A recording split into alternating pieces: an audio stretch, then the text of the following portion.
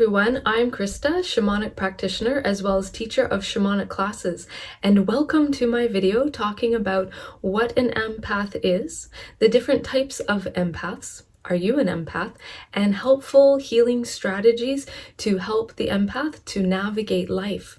So let's dive in. So let's talk about the difference between an empath and having empathy. So having empathy for another person means that you can understand what the other person is going through, what emotions they're going through, how they are feeling. And that is a real gift because having empathy helps you to build rapport with people, helps you to build heart-to-heart connections with people, and also connect to people on a beautiful soul level. And this can help to nourish relationships of all kinds, whether that's nourishing friendships, family relationships, love relationships, even developing good connections with coworkers. So having empathy is a real gift.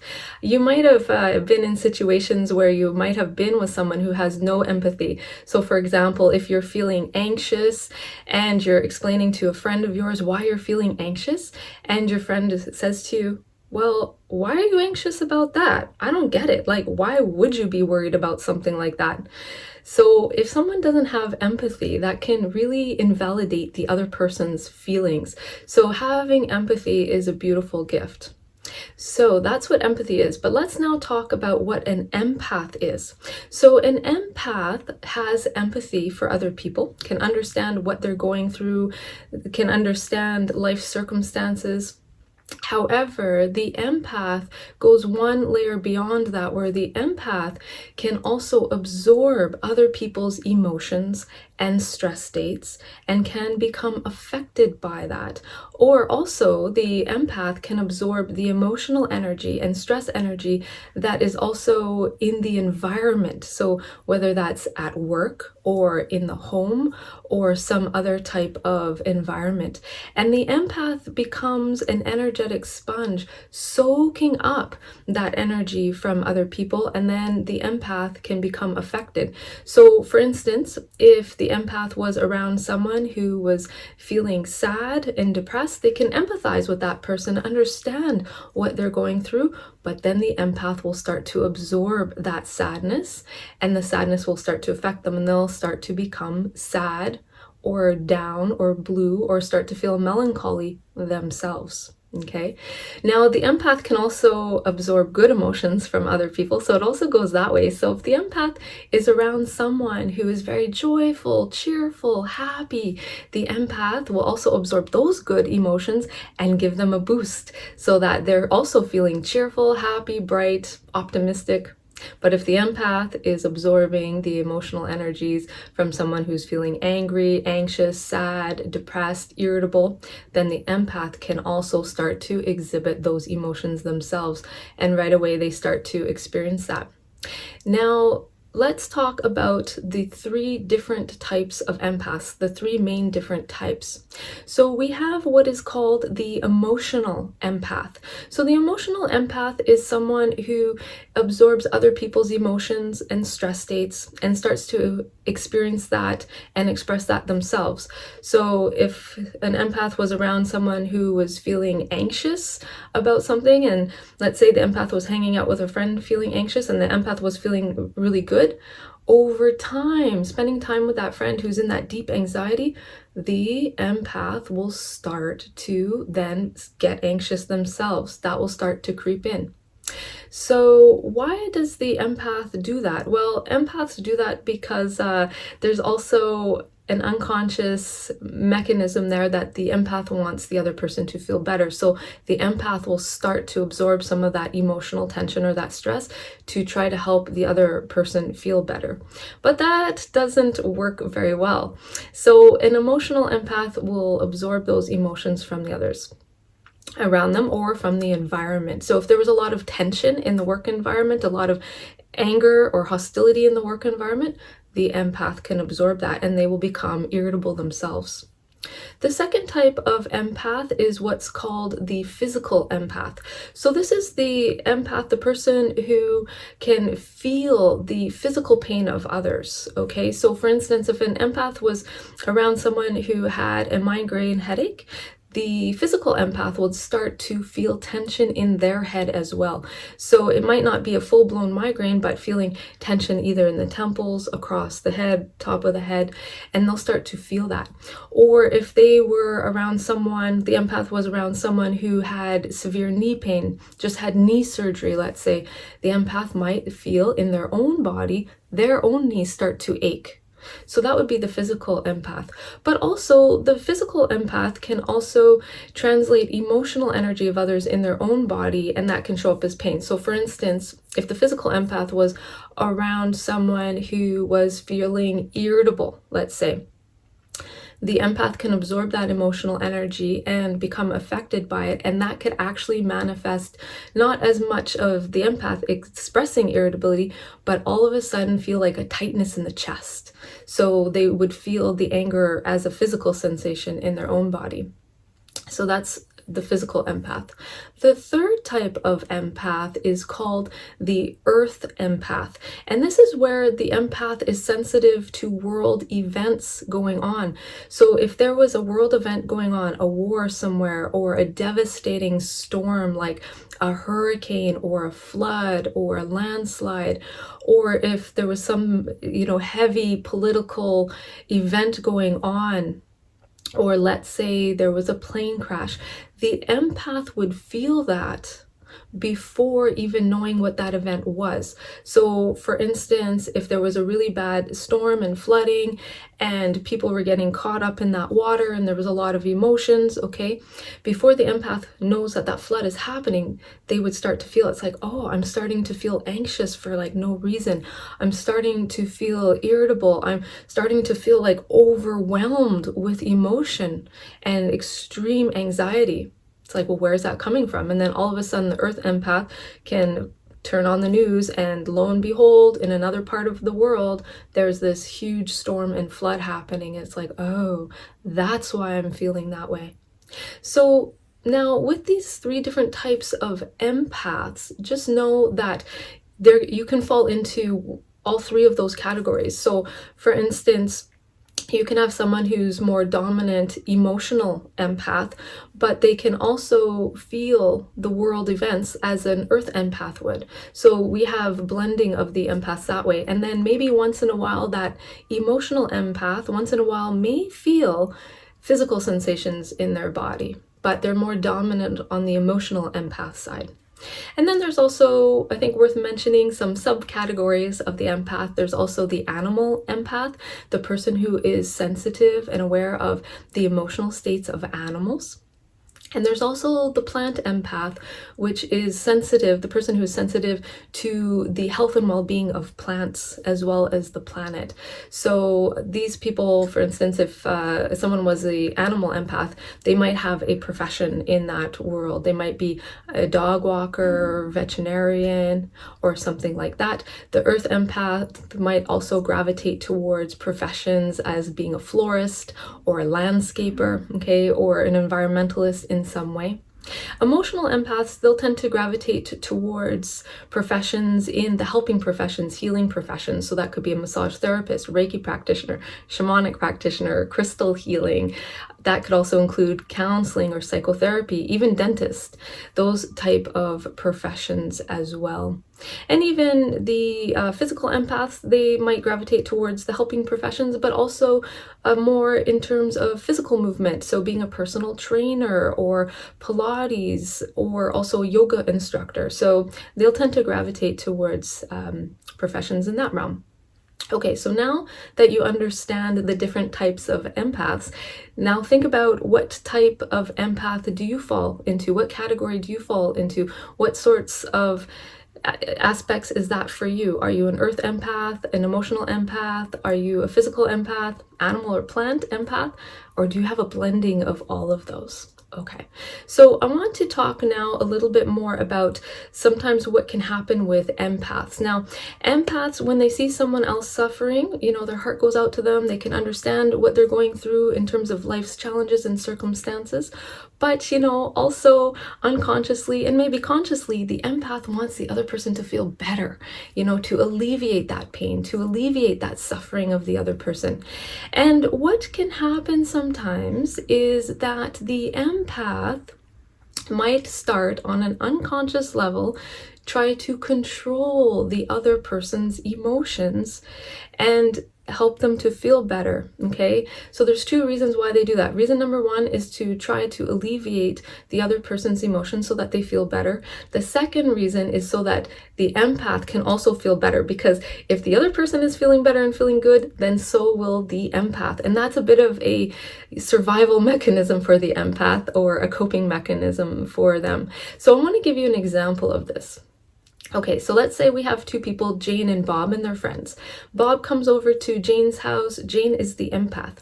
Bob starts talking about the stresses he has at work and the anger he has towards his boss, and he's, in a fired up state, and he's got an angry tone of voice, and he's discussing this event that happened to work with Jane. Jane, being the empath, is listening to this and going, oh, my friend is having a lot of stress here. And then over time, Jane, being the empath, understands what he's going through and then starts to absorb some of Bob's anger. Then what can happen for Jane, let's say she's an emotional empath, she starts feeling anxious. Then she starts feeling a little bit irritable herself. If she also has a tendency towards being a physical empath, she might feel a little bit of nausea in her stomach, or a tightness in her chest, or her breathing might become a little bit more rapid and shallow, or her heart might start beating faster. Okay? Then on an unconscious level, Jane wants, her friend to feel better because he's suffering and he's in, some emotional pain there. So she might unconsciously try to control his behavior and emotions. Now, we don't have any judgment when we're talking about this control here, because it just is something that happens. We just observe. So how that might look, Jane might try to redirect the conversation to another topic instead, and so that Bob is not talking about work, and tries incessantly to switch topics to something that is lighter, brighter, more fluffy kind of feel-good topic. But what happens? Bob wants to continue talking about work because he hasn't finished saying everything that he wants to say. So he keeps reverting back to the complaints and problems that he's having at work. Now, when the empath tries to control the other person's behavior to make them feel better and to make the empath feel better, it doesn't go so well, because what can happen is it can backfire. So on an unconscious level, Bob will feel that Jane is trying to redirect him and try to control the situation and try to get him talking about a different topic, one that's more positive. And what can happen is that Bob will start to feel more angry, more irritable, because he wants to keep talking about it. And then he gets even more angry, which then affects Jane even more. Okay, so you get the idea. So what can be really useful, instead of having that coping mechanism tactic of control, what Jane can do instead, what the empath can do, is just say to Bob, hey Bob, I'd like to make a cup of tea for myself. Would you like a cup of tea? And I'm going to make a snack. Would you like a snack? Then Bob can say, oh yeah, I'd like that very much. So Jane can step away in the kitchen. Maybe she turns on some nice soft music playing in the living room where Bob is, and she goes to the kitchen and she has a little time out from Bob. So this gives her a chance just to breathe, unwind, make some tea, make a nice snack, and just unwind and have a little breathing room from Bob. And having just that little bit of distance and just that little bit of time out is enough for Jane to start to shake off that irritability, anxiousness that she's feeling, and her heart starts to settle down. So not the fast racing heartbeat, and she's no longer feeling nauseous. She just has that nice little space. And then that gives Bob a chance to decompress as well. Jane is in the kitchen decompressing emotionally, and then she brings out the tea and the snack, and then lo and behold, they start talking about a different topic. So that is a nice way that the empath can just alleviate those emotions that they're feeling that they have absorbed from the other person, having a little time out and having a little bit of space. Now, when empaths start to absorb those emotional energies and stress states from people and environments, what can happen is they become also more sensitive to sights, sounds, smells, and touch. So for instance, smelling the smell of onions, no big deal, but let's say the empath starts, making some food, and then all of a sudden it's overpowering, or all of a sudden noises are way too loud. Like hearing a fire truck outside would be no big deal, but when the empath gets sensitive, it's like, whoa, that sound is almost unbearable. Or let's say someone goes to just place their hand on the empath's shoulder, and it's like, ooh, they just don't want to be touched because they're sensitive. When the empath absorbs those emotions and stress states from other people and places, it also affects the nervous system, creating more sensitivity in the nervous system, and they get sensitive. So that's when they become sensitive to sights, smells, sounds. Lights can all of a sudden be too bright or jarring.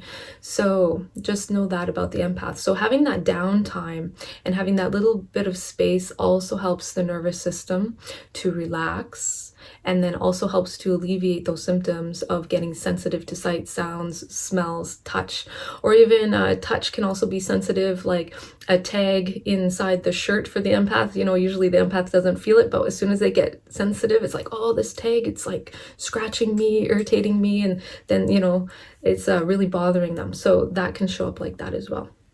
So some things that empaths need is a lot of downtime and also time alone. A lot of times empaths are introverts.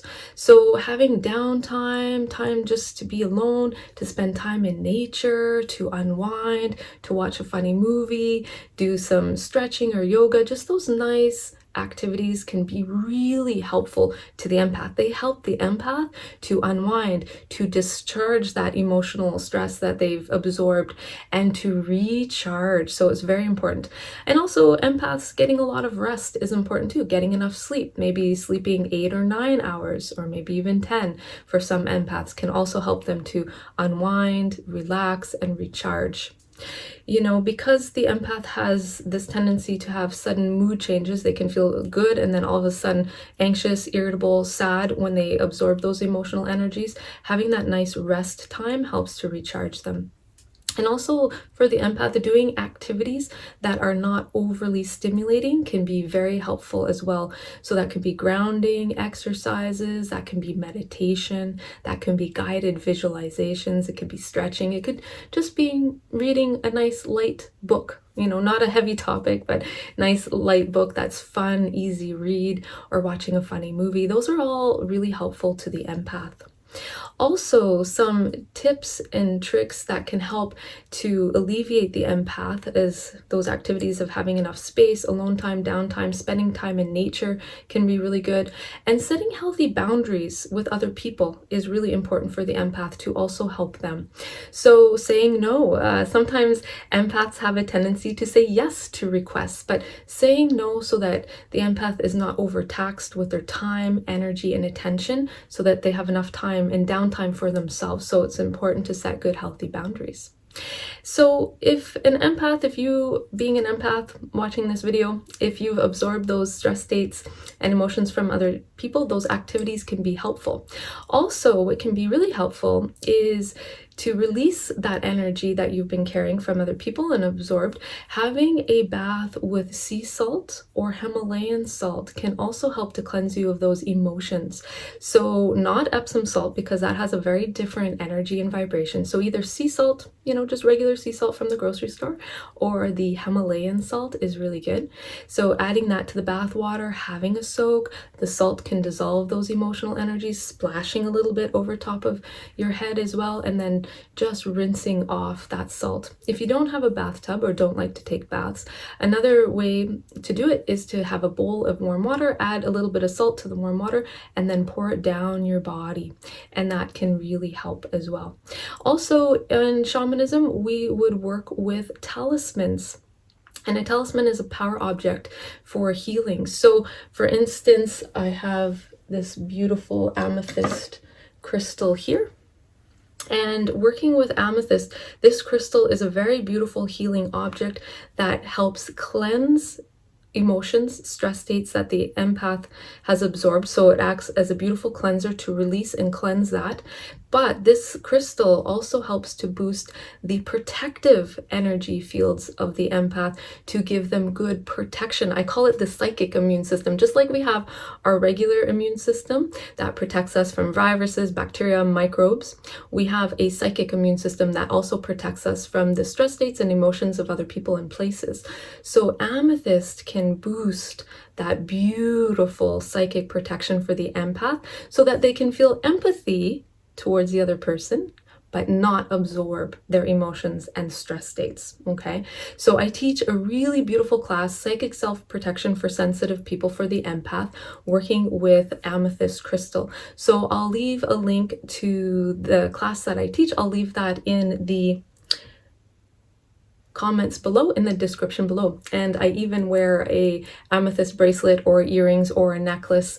Myself being an empath, I work with that every day, and these techniques I have developed and teach in that class is amazing. That has helped me over time.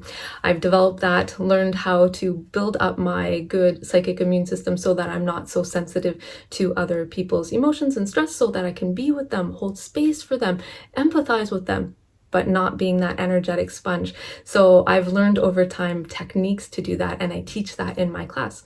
And even for myself, you know, I am a healing practitioner. I do shamanic healing sessions and I teach classes, and I also do Reiki and crystal healing, that I can be with all kinds of people as they're going through their emotions in their healing process, to be present to them, to assist them in their healing journey, to empathize with them, but to not be affected by their emotions and stress. All right, so I hope you have enjoyed this video. Thank you so much for watching. If you would like to learn more about shamanic healing or also experience a shamanic healing yourself, I do offer online shamanic healing sessions through Zoom, as well as I teach online shamanic healing classes. So you can check out my website, shamanicspirit.ca, to check out my class listings and to book a healing session on Zoom. All right, so thank you so much for watching. I hope you have enjoyed this video. Lots of love, light, and blessings to you, and may you enjoy this beautiful day.